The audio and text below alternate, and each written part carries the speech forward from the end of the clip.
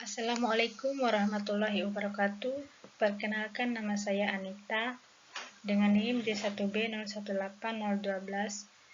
Kali ini saya akan membahas tentang pengukuran dan pemetaan bidang tanah.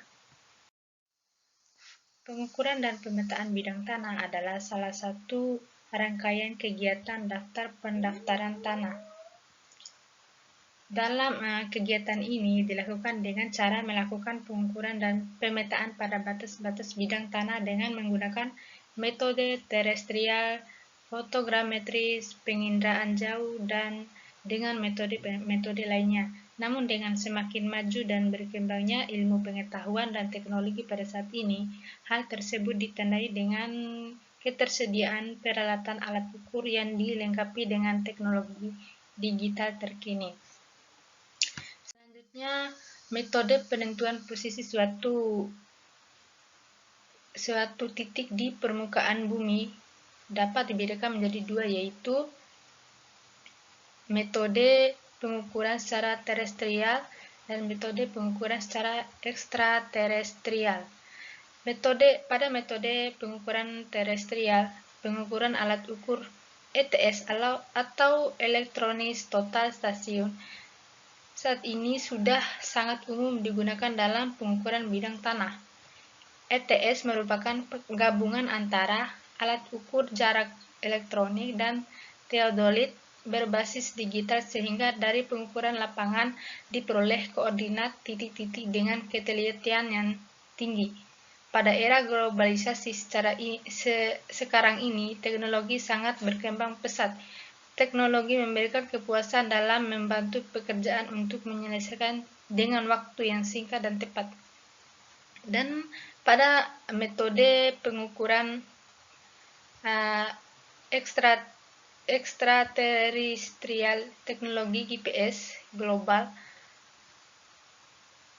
atau Global Position System sudah banyak digunakan dalam pengukuran titik kontrol dan pemetaan. Penggunaan receiver GPS untuk menentukan posisi titik yang teliti dengan waktu yang relatif singkat. GPS terdapat 4 macam, yaitu navigasi, tracing, pemetaan, dan geodetik. Dari sebagai tipe GPS memiliki spesifikasi serta kelebihan dan kekurangannya masing-masing. Selanjutnya itu GPS untuk pemetaan. GPS untuk pemetaan. Dalam pengukuran dan pemetaan bidang tanah, tipe GPS yang digunakan yaitu mapping untuk pemetaan bidang tanah. GPS mapping dapat digunakan untuk pemetaan dan mengetahui suatu daerah yang terpencil. GPS mapping atau disebut juga GPS pemetaan yang dapat dimanfaatkan untuk pembuatan peta. Akurasi GPS pemetaan bisa mencapai 30 cm dan GPS berjenis single frekuensi LI. GPS mapping juga sering digunakan dalam pengukuran bidang tanah dengan mengukur batas-batas bidang tanah yang diambil koordinatnya. Metode yang dapat digunakan dalam GPS pemetaan seperti metode upload, DGPS, RTK, survei GPS, Sapit Stasis, dan lain-lain. Selanjutnya yaitu penentuan posisi GPS.